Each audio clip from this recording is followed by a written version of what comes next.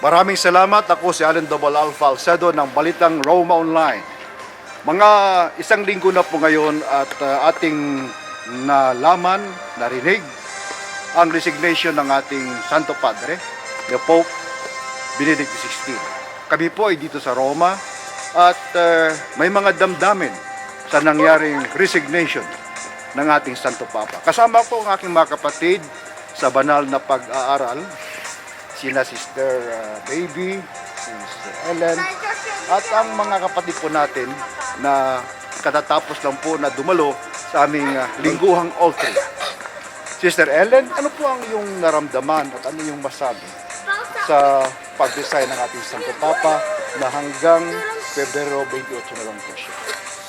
Ang masasabi ko lang po, bukod sa aking sarili, kami po lahat ng mga Pilipino sa Roma ay talagang malungkot na malungkot. Hindi lang po kami, pati po ang ibang mga lahi na narito sa Roma.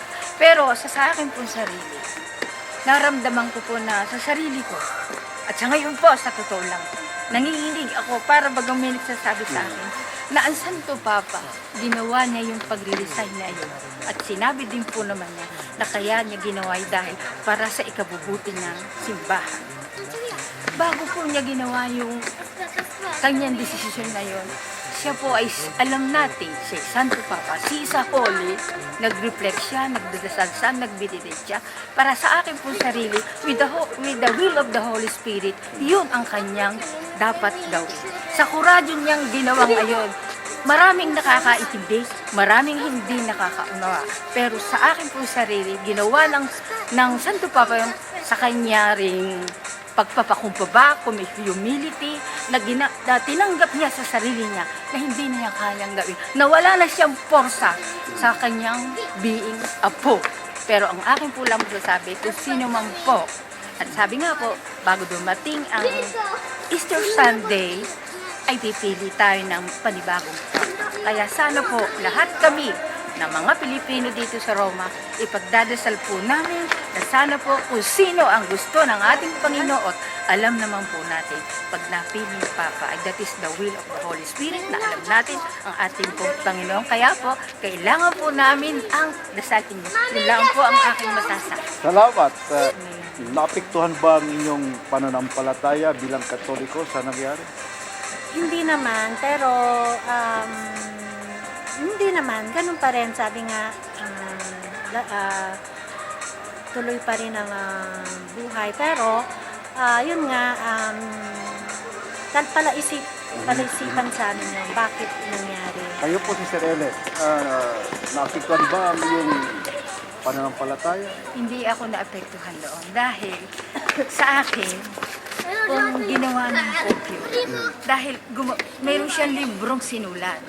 Doon sa libro niyang sinulat, naroon yung mga dapat gawin ng isang Papa kung hindi na kaya ang paglilingkod. Nakasulat po yun sa libro niyang ginawang, hindi ko lang po alam po ng title, sorry lang po, pero nakasulat po yun. Marami pong salamat sa inyong mga opinyon. Allora, We are now here. Samantala, may mga Italianong Katoliko na nagpahayag naman ng kanilang damdamin. Si Senyora Rafaela ay nakaramdam din ng pagkabigla tungkol sa anunsyong resignation ng Santo Padre Benedicto XVI sa darating na Pebrero 28. Pakinggan natin si Senyora Rafaela na ipinaliwanag ni Ginang Ludi sa wikang Ingles.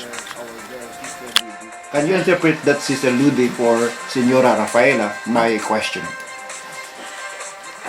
La vostra prima reazione appena che avete sentito l'annuncio del Santo Padre riguardo la sua dimissione?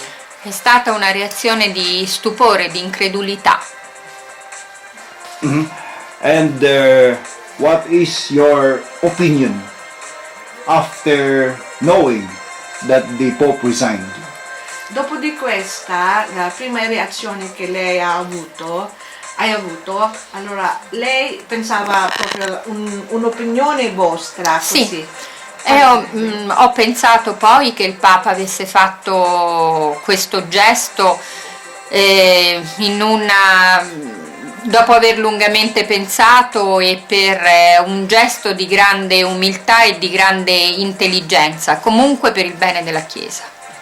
Can you translate that, Sister Ludi? My first reaction to that is incredulità. I cannot believe, and I was really surprised. And after thinking a lot about this, I know that the Pope had taken this decision with great courage, and it is for the benefit and for the good of the church that he had this decision made. Thank you. Does it affect your faith, Signora Rafaela, of what happened? Cosa succederà? No, signora, quella che è successo dopo la decisione del Sì. Santo Padre, lei si crede proprio alla sua fede nella Chiesa, nella sua religione. È cambiata? No, decisamente no. Why? Could you explain to us why? Perché comunque diciamo che è un fatto possibile, la storia ci ha insegnato che comunque altri papi si sono dimessi, quindi non è il primo papa che ha fatto un gesto di questo genere e non credo che la mia fede non è assolutamente cambiata. Per me no, for me it never affected me because this was the first time that happened. There was in the past another pope that had done the same thing before, and telling that my faith still remains as it is. Sa karagdagang mga balita, kahit na ang Santo Padre Benedicto XVI ay magre-retiro at maninirahan pa rin sa loob ng syudad ng Vatikano, hindi siya manghimasok sa gaganaping eleksyon, lalo na sa mga responsibilidades at decision-making activities para sa kanyang kapalit na maging bagong Santo Papa. At sana, sa darating na Easter Sunday, March 31st, ang simbahang Katoliko ay may bago ng Santo Papa.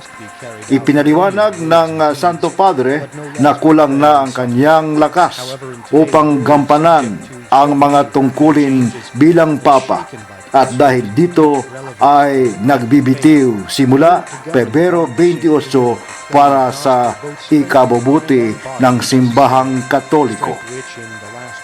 Alan Alfalcedo, Balitang Roma Online.